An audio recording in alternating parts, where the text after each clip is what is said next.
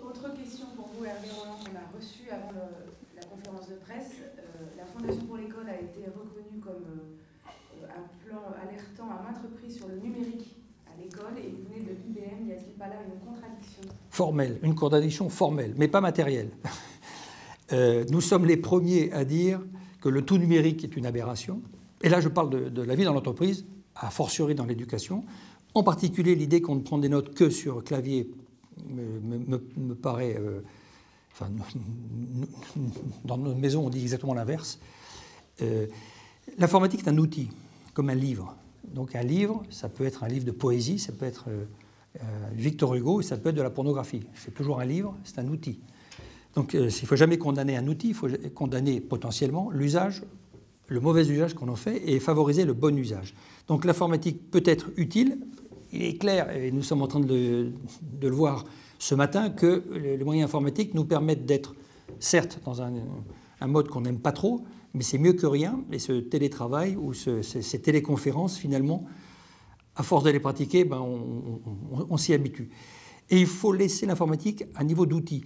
Si vous avez vu au tout début de l'année 2020, les grandes entreprises informatiques, toutes, il y avait Google, il y avait Microsoft, il y avait IBM, il y avait Amazon, tout le monde, a posé aussi les bases, ça s'appelle, c'est de l'anglo-saxon, hein, Partners in AI, donc les partenariats dans l'intelligence artificielle, les bases pour une utilisation éthique, parce que bien évidemment, il ne faut pas avoir fait beaucoup d'informatique ou de mathématiques pour savoir qu'en croisant quelques fichiers, on a, et ça c'est terrible, quelque chose qui s'appelle en français le profilage. Il est très, très facile, je vous assure que moi je ne suis pas trop mauvais en mathématiques, il y a chez nous des gens qui sont franchement très forts, et on est capable d'aller très loin, malheureusement très loin, on serait capable d'aller malheureusement très loin dans l'informatique pour profiler les personnes. Et vous savez très bien, vous avez tous l'utilisation de l'informatique, que de temps en temps vous y arrivez des fenêtres où vous vous rendez compte que c'est quelque chose qui suit une recherche que vous avez faite. Et vous êtes surpris, mais comment se fait-il que... Bon, ben, donc il faut mettre tous les freins nécessaires. Il faut utiliser toutes les techniques nécessaires. Ça peut aller loin. Nous sommes à l'initiative avec pas mal de grandes entreprises dans le domaine de l'automobile, par exemple, à un moment où on parle de voitures électriques. Quand on parle de voitures électriques, on parle de batteries électriques. Quand on parle de batteries électriques, on parle de cobalt. 81% du cobalt est produit en République démocratique du Congo. Eh bien, il y a aujourd'hui des applications informatiques qui permettent d'être certain qu'il n'y a pas d'enfants dans les mines. Voilà ce que j'appelle l'utilisation éthique de l'informatique. C'est un réseau qui tout ça est vérifiable. Et les deux premières entreprises automobiles qui ont adhéré, c'est Volvo et Ford. Bien sûr, c'est à l'initiative de notre maison, mais peu importe. Ça, c'est un sujet partagé. Ça aussi, c'est un sujet non partisan. Il ne faut pas que l'informatique devienne... D'abord, j'ai trouvé aberrant un groupe d'enfants de 3e qu'on interrogeait, et l'un d'entre eux disait « Hier, je n'ai passé que 5 heures sur l'écran parce que j'avais cours. » Je n'ose pas penser au nombre d'heures qu'il y passe, en l'occurrence, c'était un garçon, quand il n'a pas cours. Alors, comme toujours, on y apprend des choses, mais il ne faut pas que ce soit... Alors, ce n'est pas la panacée universelle, ça ne remplacera jamais l'intelligence. Je vous rappelle, enfin, vous le savez sans doute bien mieux que moi, mais il y a a priori 2 processus chez nous, il y a l'induction et la déduction.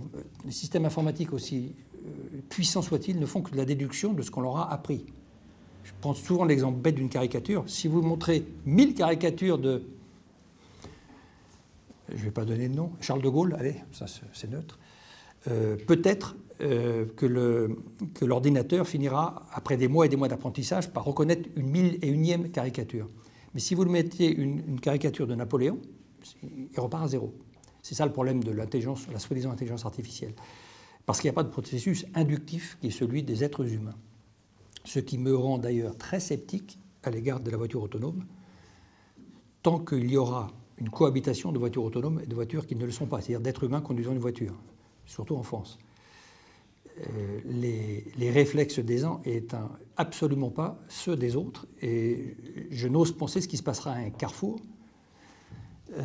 quand il y aura les deux. Je rappelle que la Google Car, en 2017, a tué quelqu'un qui passait vite sur un trottoir et que le logiciel a considéré que c'était une ombre. C'est un fait connu, hein.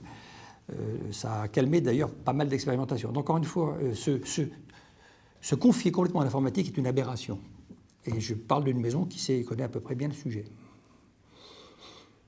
Mais il faut l'utiliser comme un livre, pour ce que ça sait faire d'intelligent. Mais par exemple, si vous voulez apprendre les arbres, vous pouvez le faire sur un livre, vous pouvez le faire dans l'informatique, c'est quand même beaucoup plus simple. C'est la pédagogie par la nature, hein, les forest classes, ou les forest schools, qui commencent à... C'est quand même bien plus simple d'aller physiquement passer, même s'il pleut, avec un ciré et des bottes. Et ça, c'est un des modèles d'école innovante, ou de pédagogie innovante dans les écoles. C'est ça qu'il faut faire.